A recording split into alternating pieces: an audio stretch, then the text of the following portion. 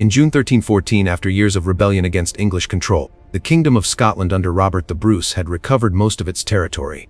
However, Stirling Castle, the key to controlling central Scotland, was still in English hands.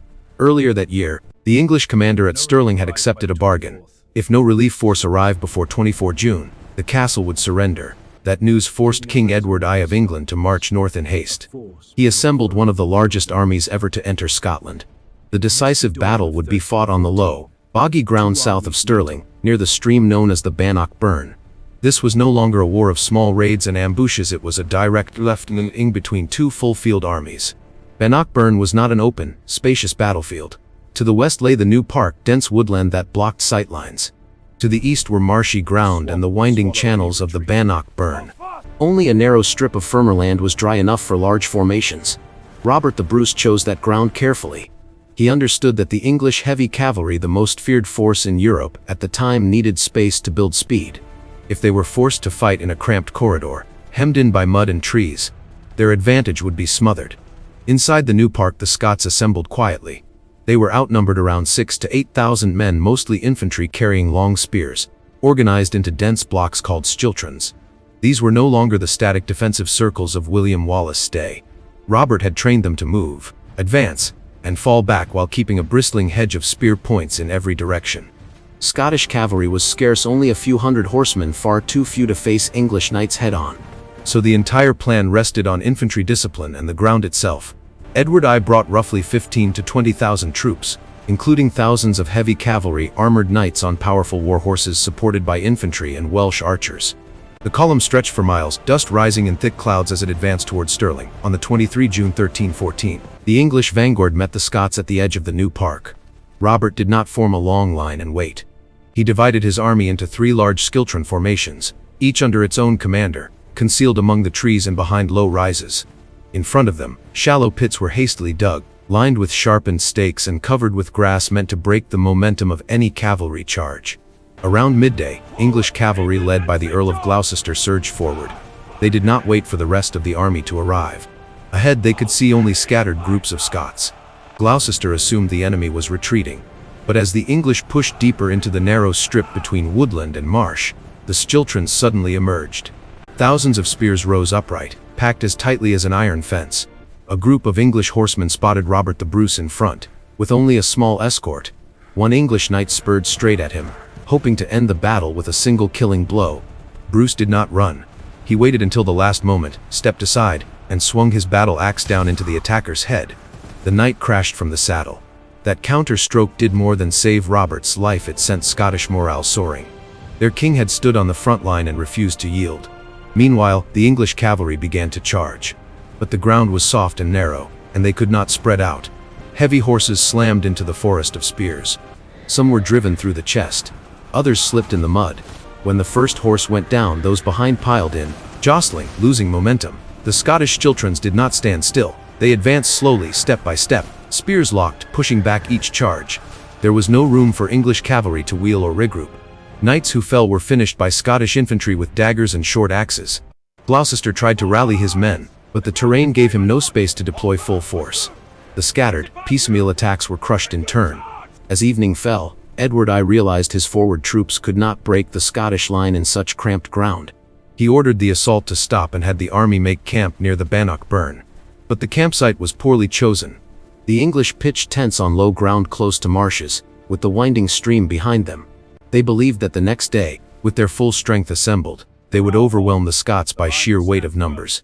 In the new park, Robert did not withdraw. He rested his men where they stood and kept their formations intact. He knew the real decision would come the next morning. That night the Scots prayed in the dark woods, while across the narrow ground thousands of English campfires burned. An enormous army crowded into terrain it did not control. The battle would truly ignite at first light on 24 June. At dawn on the 24 June 1314, a thin mist lay over the low ground before Stirling.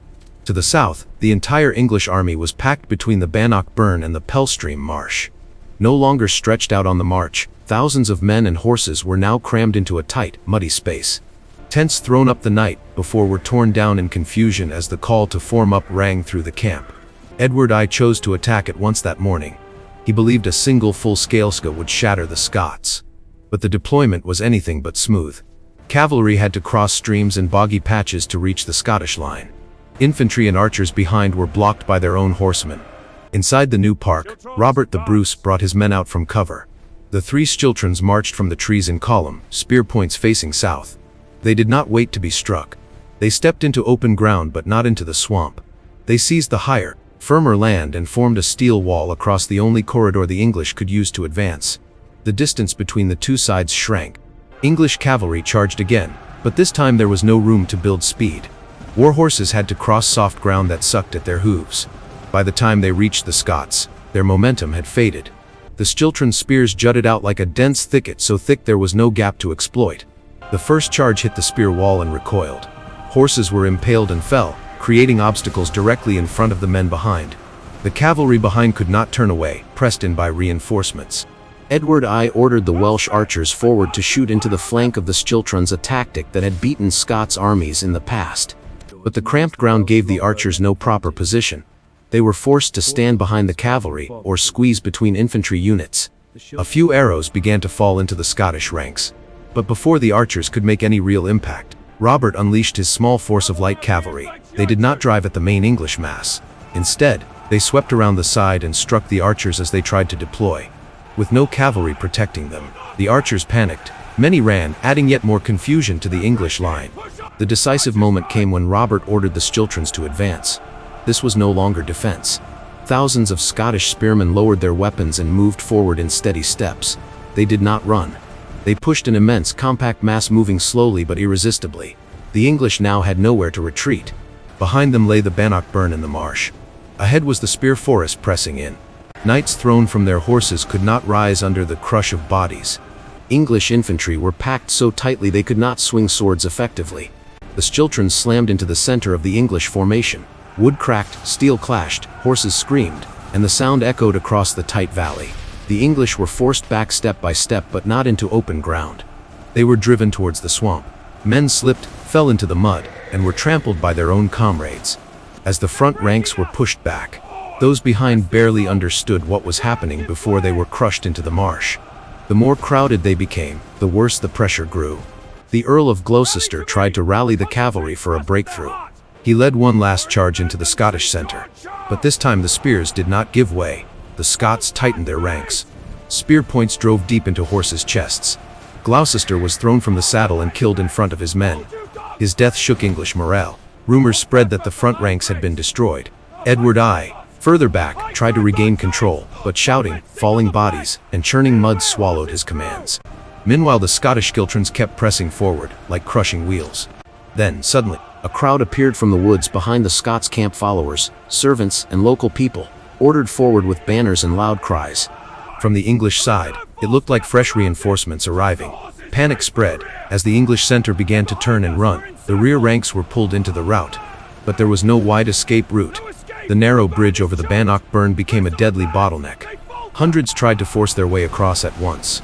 Many fell into the water and drowned under the weight of armor. Some units tried to break east, but sank into the Pelstream marsh. Horses and men disappeared into the mud. Edward I realized the battle was lost. He was escorted off the field before he could be surrounded. When the English king left the battlefield, the last scraps of order collapsed. The Scottish schiltrons no longer needed to keep tight formation. They surged into pursuit, stabbing into fleeing groups of English troops.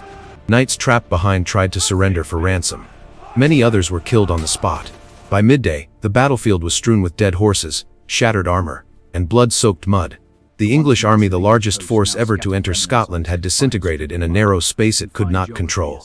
At midday on the 24th June 1314, as the English center broke, the entire area south of Stirling became a mass of fugitives.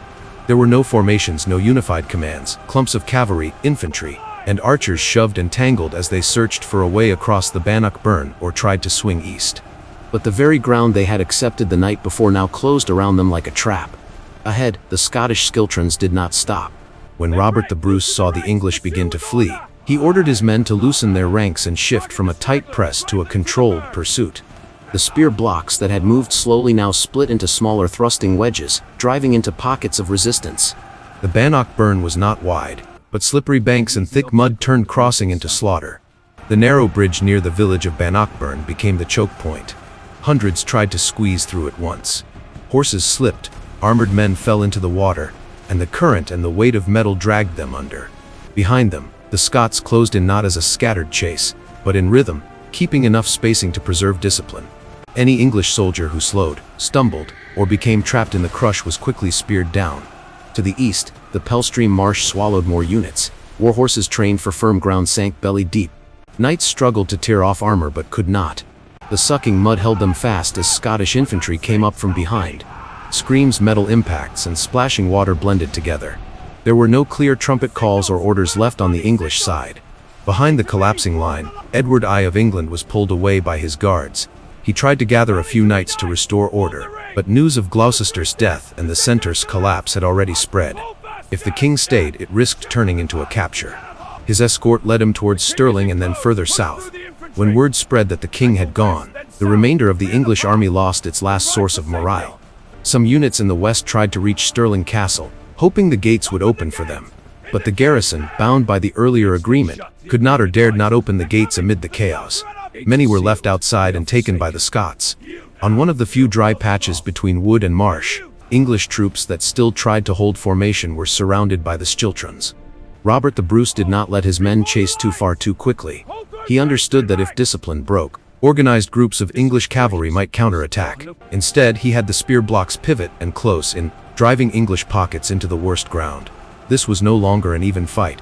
It became a process of forcing the enemy into places where they could not fight at all. Knights thrown from their horses tried to draw swords and fight on foot. But in mud and a heaving crowd, there was no space to turn. Scottish infantry, lighter and used to the ground, pressed in from every side.